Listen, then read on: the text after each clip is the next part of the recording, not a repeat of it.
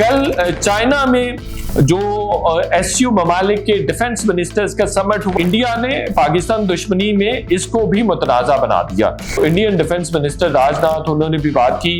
बहुत अच्छा होता अगर राजनाथ और ख्वाजा आसिफ की मुलाकात हो जाती। जनरल है MM नारावण, उन्होंने आर्टिकल लिखा है, या जो इंफॉर्मेशन की जंग है वो तो हार ही गया है। अस्सलाम वालेकुम नाज़रीन, मैं हूं शाहिद मेहता, आप मेरा वीलॉग देख रहे हैं। भारत मई की शिकस्त नहीं भूलने पा रहा है और इसी इस्ताह में अपनी हरदर्मी की वजह से जो इंटरनेशनल प्लेटफॉर्म्स हैं उनको भी मुसलसल मुतनाज़ा बनाने की कोशिश कर रहा है। पाकिस्तान दुश्मनी में इंटरनेशनल प्लेटफॉर्म्स जो कि रीजन की तरक्की के लिए इस्तेमाल हो सकते हैं, गुर्बत खत्म करने के लिए इस्तेमाल हो सकते हैं, ट्रेड को बेहतर करने के लिए, प्रमोट करने के लिए इस्तेमाल हो सकते हैं, जो रीजनल फोरम्स है वो इस्तेमाल हो सकते हैं, उनको भी मुतनाज़ा बनाने की कोशिश कर रहा है। कल चाइना में जो एससीओ ममालिक के डिफेंस मिनिस्टर्स का समिट हुआ, उसका फाइनल डिक्लेरेशन आना था, जिसको फाइनल डिक्लेरेशन आया तो उस पर इंडिया ने साइन करने से इनकार कर दिया। और साइन करने से इसलिए इनकार किया कि इंडिया बाजिद था कि जो ज्वाइंट कम्युनिक है उसमें पहलगाम वाक़े का भी जिक्र किया जाए और टेररिज्म का भी जिक्र किया जाए और पॉइंट आउट करने की कोशिश की गई कि पाकिस्तान को इसमें लगेदा जाए। तो उसने इस सवदे पर और इस जॉइंट डिक्लेरेशन पर साइन नहीं किए, जिसकी वजह से एक अच्छा भला प्लेटफॉर्म, जिसका मकसद ये था कि रीजन के तमाम ममालिक के दरमियान ताल्लुकात को फरोग दिया जाए, पीपल टू पीपल कॉन्टैक्ट को फरोग दिया जाए, रीजनल ट्रेड पे तवज्जो दी जाए। पूरी दुनिया में एक ट्रेंड भी अभी मौजूद है कि रीजनलाइजेशन हो रही है पूरी दुनिया में, रीजन्स के ममालिक को बहुत ज्यादा प्रायोरिटी दी जा रही है, आपस में ट्रेड किया जा रहा है, आपस में ताल्लुकात को और जरूरियात को बढ़ाया जा रहा है। लेकिन इंडिया ने पाकिस्तान दुश्मनी में इसको भी मुतनाज़ा बना दिया।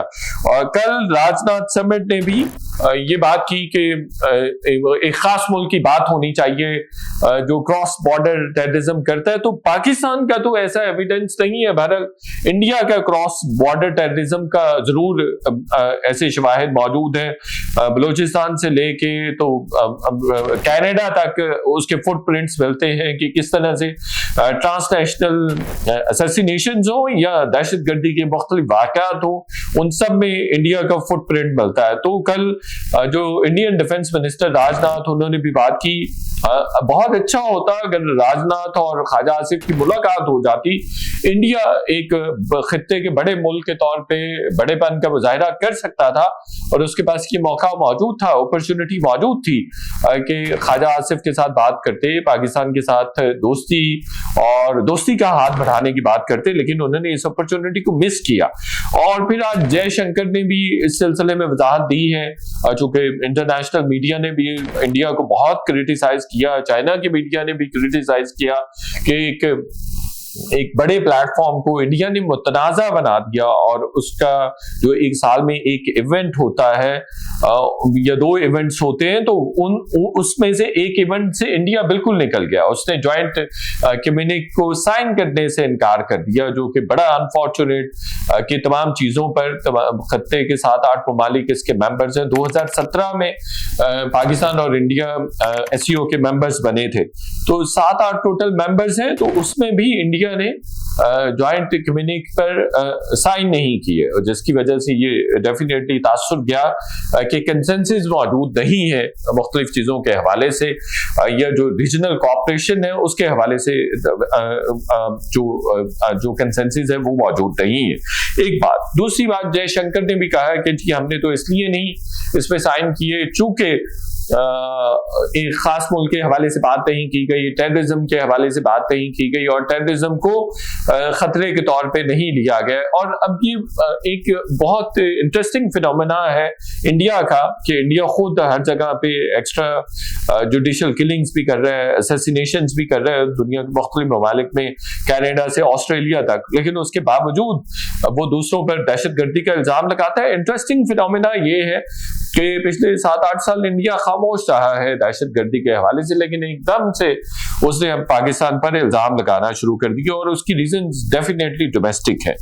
तो ये कंडक्ट है इंडिया का। दूसरी तरफ इंडिया का जो नैरेटिव है उसको दुनिया बाय करने के लिए तैयार नहीं है, बल्कि अभी कल परसों एक आर्टिकल भी आया हुआ था, उनके एक जनरल है MM नारायण, उन्होंने आर्टिकल लिखा है दी प्रिंट में, इंडिया का एक मशहूर ऑनलाइन वायर है, उसमें उन्होंने आर्टिकल लिखा है। उन्होंने कहा कि इंडिया जो इंफॉर्मेशन की जंग है वो तो हार ही गया है, और उन्होंने इंडिया को और इंडिया पाकिस्तान की जंग को इसराइल और ईरान की जंग के साथ भी कंपेयर किया। उन्होंने कहा कि इसराइल पर टू सम एक्सटेंट सपोर्ट मिली है इसराइल को, लेकिन इंडिया को वो सपोर्ट भी नहीं मिली, और इंडिया जो अवेलेबल चैनल्स है उनको यूटिलाइज करने में नाकाम रहा है।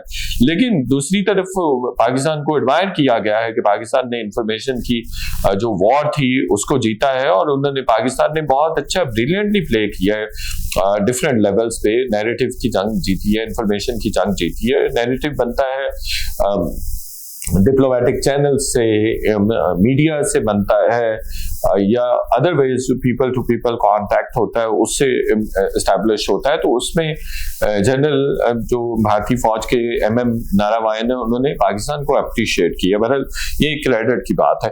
दूसरी तरफ अभी भी इंडिया की तरफ से बिल्डअप जारी है। इंडिया बहुत एग्रेसिव वेपन इंडक्ट कर रहा है अपनी वेपनरी में, और मुख्तलिफ कॉन्ट्रैक्ट्स कर रहे हैं। 13 कॉन्ट्रैक्ट्स अभी कुछ दिन पहले उसने किए, और आप देखिए कि उसकी जीरो ओवरसाइट थी, और मुख्तलिफ किस्म का लेटेस्ट असले की दौड़ में इंडिया लगा हुआ है। डेफिनेटली इसके खत्ते पर बहुत खतरनाक असरात मुरतब होंगे कि पाकिस्तान भी चाहेगा कि वो इंडिया को काउंटर करने के लिए अपना डिफेंस भी मजबूत करे, और फिर अदरवाइज भी दूसरे ममालिक जो छोटे ममालिक हैं वो भी चाहेंगे, नेपाल है, बांग्लादेश है, या मालदीव है, या दूसरे तीसरे ममालिक, वो भी चाहेंगे कि इंडिया के मुकाबले में अपना जो डिफेंस है वो मजबूत करे। और पाकिस्तान का तो डेफिनेटली आर्च राइवल है ही इंडिया। तो ये एक बहुत बदकिस्मती की बात है कि जहां पे ट्रेड की बात हो सकती थी, सैरो सियाहत की बात हो सकती थी, रिलीजियस टूरिज्म की बात हो सकती थी, या अदरवाइज टूरिज्म की बात हो सकती थी, और पीपल टू पीपल कांटेक्ट बढ़ाया जा सकता था, वहां अब असले की दौड़ शुरू हो जाएगी, और उसका सारी की सारी जिम्मेदारी जो है वो इंडिया पे आयद होती है। अभी इंडिया ने कुछ 13 के करीब कॉन्ट्रैक्ट्स किए हैं मुख्तलिफ ममालिक के साथ और मुख्तलिफ कंपनीज के साथ, और कोई ऐसा जो ओवरसाइट होती है, जो सिक्योरिटी होती है, वो भी नहीं की। ऐसे लग रहा है कि किसी बड़े महाज के लिए, किसी बड़ी जंग के लिए, किसी बड़े मार्के के लिए इंडिया अपने आप को तैयार कर रहा है। और ये इंडियन ऑफिशियल्स के बयान बहुत दफा हमने देखे हैं कि वो कहते हैं कि जो ऑपरेशन सिंदूर है अभी जारी है, वो खत्म नहीं हुआ है।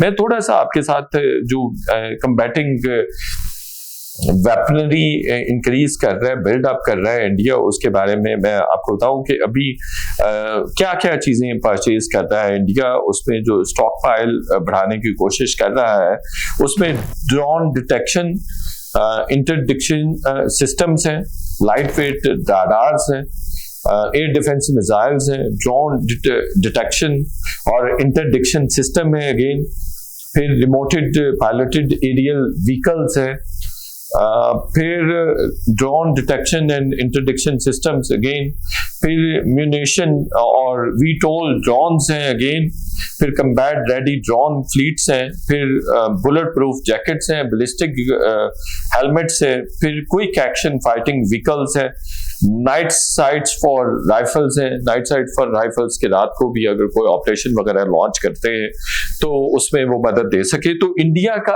ये कंडक्ट है, और मुसलसल अपने असले की खेप को बढ़ा रहा है और स्टॉक कर रहा है, और इरादे ऐसे ही हैं, और पाकिस्तान इस हवाले से वेल प्रिपेयर्ड है, और उसको लग भी रहा है कि इंडिया ये करने जा रहा है। दूसरी तरफ पिछले दिनों इंडियन ऑफिशियल्स का स्टेटमेंट आया था कि जी जो भी इंडस वाटर ट्रीटी के हवाले से बातचीत है वो किसी भी तरह से रिवर्स नहीं होगी, और वो विथड्रॉ कर गया हुआ है और उसको सस्पेंड कर दिया हुआ है इंडिया ने।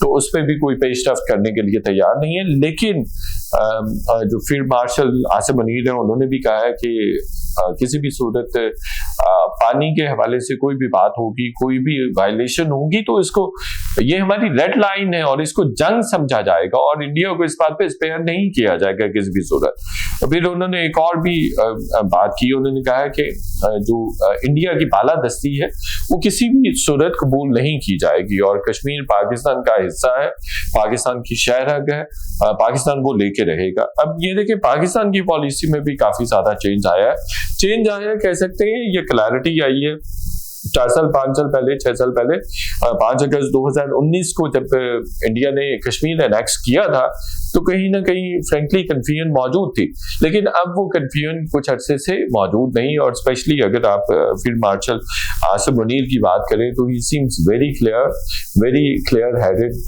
और उन्होंने 12 दफा ये बात की है कि कश्मीर को किसी भी सूरत भुलाया नहीं जा सकता है और कश्मीर को किसी भी तरह से इंडिया के रहमो करम पे नहीं छोड़ा जा सकता है। और फिर पानी के हवाले से भी पाकिस्तान ने अपनी पोजीशन ना सिर्फ पाकिस्तानी मीडिया कर रहा है बल्कि जो हमारा डेलीगेशन गया हुआ था डिप्लोमेटिक आउटरीच का, जो हमारा एक इनिशिएटिव था, ड्रिल था, उसमें भी हमने बिलावल लेड डेलीगेशन में सबको, पूरी इंटरनेशनल कम्युनिटी को इस हवाले से सेंसिटाइज किया है। तो इंडिया इस दफा उसको वैसा माहौल नहीं मिल सकता जैसा शायद पहले वो समझता रहा है और पहले जैसा उसको लग रहा था, और वो उसके स्टेक्स सब बढ़ गए हैं। अब इंडिया को लग रहा है कि जो एक हेजमोनिक स्टेटस था वो लूज किया है उसने और उसको रीगेन करने के लिए वो किसी भी हद तक जाने के लिए तैयार है।